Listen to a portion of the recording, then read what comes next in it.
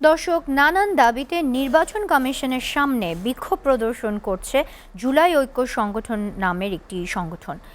এদিকে চতুর্থ দিনের মতো ইসিতে মনোনয়ন পুনঃবাছাইয়ের আপিল শুনানি শেষ হয়েছে। প্রার্থিতা ফিরে পেয়েছেন 53 জন, নাকচ হয়েছে 17 জনের। এছাড়া কমিশনে গেছেন বিএনপি সহ বিভিন্ন রাজনৈতিক দলের নেতারা। সেখানে রয়েছেন আমাদের সহকর্মী তাশরিক সঞ্চয়। আমরা সরাসরি চলে যাচ্ছি তার কাছে। তাশরিক, জুলাই ঐক্যের যে বিক্ষোভের কারণগুলো সেটার ব্যাপারে আমাদের জানাবেন, আর মনোনয়ন আপিল শুনানি নিয়ে আমাদেরকে জানাবেন। তাসিনা, আপনি যে কথাটি বলছিলেন যে যে বিক্ষোভ অনুষ্ঠিত হয়েছে, এটি কিন্তু আজ দুপুরের ঘটনা, অর্থাৎ 24-এর যে গণ অভ্যুত্থান সেখান থেকেই সৃষ্টি হওয়া একটি সংগঠন, যেটিকে আমরা জুলাই ঐক্য নামে জানি। এই ঐক্যটির ব্যানারে কিন্তু আজ নির্বাচন কমিশনের সামনে বিক্ষোভ প্রদর্শন করা হয়েছে এবং বিক্ষোভ শেষে তারা একটি স্মারকলিপি জমা দিয়েছেন প্রধান নির্বাচন কমিশনার এএমএম নাসির উদ্দিন বরাবর। এবং সেখানে কিন্তু তারা উল্লেখ করেছে যে আওয়ামী লীগ সহ আওয়ামী লীগের জোটভুক্ত হয়ে যে সমস্ত দল অতীতকালে নির্বাচন করেছে, নির্বাচনে অংশ নিয়েছে, সেই সকল দলের অর্থাৎ 14 দলের যেই প্রার্থীরা রয়েছে বা অংশগ্রহণকারী যারা রয়েছে, তাদের যেন আগামী ত্রয়োদশ নির্বাচনে অংশ নিতে না দেওয়া হয়, এই আবেদনটি কিন্তু বিক্ষোভকারীরা বিক্ষোভের মাধ্যমে জানিয়েছে। আর আপনি আপিল শুনানির যে কথাটি বলছিলেন, এটি কিন্তু আজ চতুর্থ দিনের মতো অনুষ্ঠিত হয়েছে, যেটি আগামী 18 জানুয়ারি পর্যন্ত চলবে। আজকের দিনেও 70টি আপিলের শুনানি হয়েছে এবং এর মধ্যে কিন্তু 53টি আপিল মঞ্জুর করা হয়েছে, এই তথ্য আমরা পেয়েছি। আর এরপর দুপুরের পর আমরা দেখেছি যে বিএনপির স্থায়ী কমিটির সদস্য নজরুল ইসলাম খান, তার নেতৃত্বে বিএনপির একটি প্রতিনিধি দল নির্বাচন কমিশনে এসেছেন। তারা নির্বাচন কর্মকর্তাদের সাথে কথা বলেছেন, প্রধান নির্বাচন কমিশনারের সাথে সাক্ষাৎ করেছেন। এরপর কিন্তু গণমাধ্যমের কাছে এসে তারা একটি ছোট অংশ ব্রিফিংও করেছেন। এখানে বিস্তারিত তথ্য তিনি জানিয়েছেন, সেই তথ্য আমরা জানাবো। এছাড়াও ডাকসুর সহ সভাপতি এবং বাংলাদেশ ইসলামী ছাত্র শিবিরের প্রকাশনা সম্পাদক সাদিক কায়ুম, তিনি কিন্তু কিছুক্ষণ আগে প্রবেশ করেছেন নির্বাচন কমিশনে এবং এই মুহূর্তে তিনি সাক্ষাতে রয়েছেন।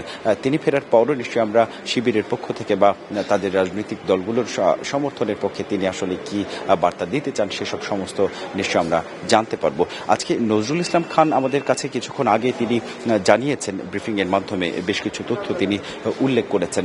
তার মধ্যে একটি বিষয় উল্লেখযোগ্য যে তিনি বলতে চাচ্ছিলেন, দ্বৈত নাগরিকত্ব যে সমস্ত প্রার্থীদের রয়েছে, আসলে আইনে রয়েছে নাগরিক হিসাবে দ্বৈত নাগরিকত্বর যদি একটি প্রত্যাখ্যান করে বা প্রত্যাহার করিয়ে নেয় কোনো ব্যক্তি, তাহলে কিন্তু তিনি নির্বাচনে অংশ নিতে পারবেন। তো যারা দ্বৈত নাগরিকত্বের ভিনদেশের নাগরিকত্ব প্রত্যাহার করিয়ে নিচ্ছে এবং বাংলাদেশের নাগরিক হিসেবে রয়েছে, তাদের জন্য নির্বাচনে অংশ নিতে কোনো বাধা না থাকে, এই আহ্বানটি নির্বাচন কমিশনকে জানানো হয়েছে বিএনপির পক্ষ থেকে। একটি অভিযোগ তোলা হয়েছে, বলা হয়েছে ভুয়া ভোটার ও আর্থিক লেনদেনের জন্য ভোটার তথ্য সংগ্রহ করছে একটি দল, যদিও এই দলটি কোন দল সেটি নির্দিষ্ট করে বলা হয়নি। এই বিষয়টি দেখভালের জন্য নির্বাচন কমিশনকে তারা জানিয়েছে।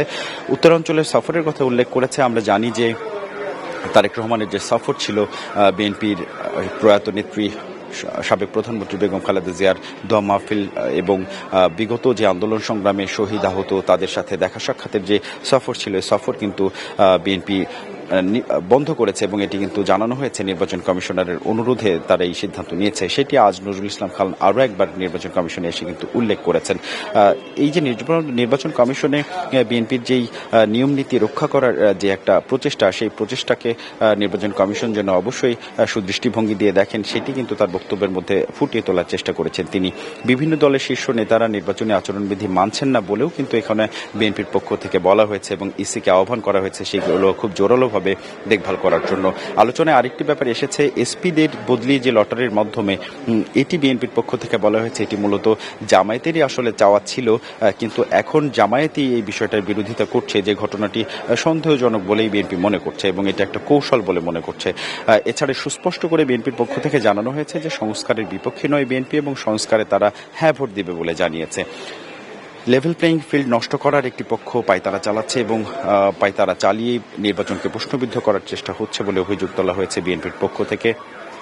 এছাড়া বিদেশে যে পোস্টাল ব্যালট ইচ্ছাকৃতভাবে পাঠানো হয়েছে, সেই ব্যালটে বলা হয়েছে যে বিএনপির যে নাম এবং প্রতীক, সেই নাম এবং প্রতীক এমনভাবে রাখা হয়েছে পোস্টাল ব্যালটে যেখানে নাম এবং প্রতীক অস্পষ্টভাবে দেখা যাচ্ছে বা শুরুতেই ঢেকে যাচ্ছে, এরকম একটি অভিযোগ বিএনপির পক্ষ থেকে তোলা হয়েছে এবং তারা দাবি করছেন যে এই যে পোস্টাল ব্যালটে নাম এবং প্রতীক রাখার যে ঘটনাটি, এটি আসলে ইচ্ছাকৃতভাবে রাখা হয়েছে যেন যারা ভোটার তারা বিএনপির নাম এবং প্রতীকটি সহজে দেখতে না পান।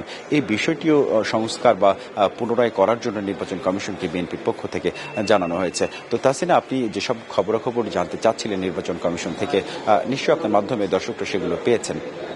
জি, নির্বাচন কমিশন সংক্রান্ত যাবতীয় আপডেট জানানোর জন্য আপনাকে অনেক ধন্যবাদ তাসরিফ।